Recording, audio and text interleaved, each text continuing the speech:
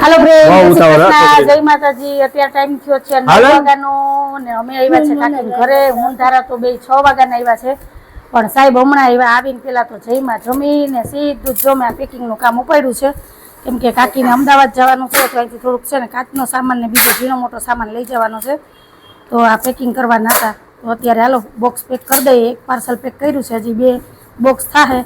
અને પેકિંગમાં તો અમારે સાહેબનું કામ છે એક નંબર. જો તમારે કોઈને જો સામાન પેક કરાવવાનો હોય ને તો ઓર્ડર કરજો, સાહેબ આવશે ઘરે. સાહેબ જાઓ ને, ટાઈમ હશે તો જઈશ. આપણે રાતના જ રાખશું. અત્યારે કેમ દુકાન બંધ કરીને આવ્યા એમ કા કાકી? કઈ ઉપાધિ નહીં. એટલે એ લોકોને ઉપાધિ નહીં. સરસ એવું પેકિંગ થઈ જાય. જો આમાં કાચની બહેની બધી પેક કરી દીધી. હવે આમાં છે બહેની, એ બધી પેક કરવાની છે.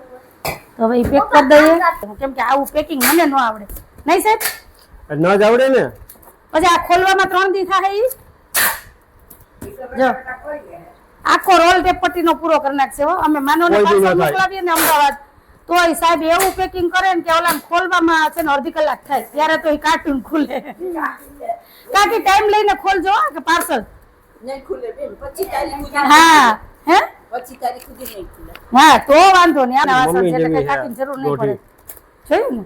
જો મારા બદલે ધારો તો મદદ કરવા લાગે સાહેબ. હા જોયું ને? બોકરોજીને નીચે આલે એમ. તો હારું હાલો. તમારે બધાને હું કહેવાનું છે કે જો આ તમારો આજનો વિડિયો ગમ્યો હોય તો લાઈક કરજો, શેર કરજો, સબસ્ક્રાઇબ કરજો અને કમેન્ટ કરી જાજો. આવજો. જય ભોલેનાથ, જય શ્રી રામ.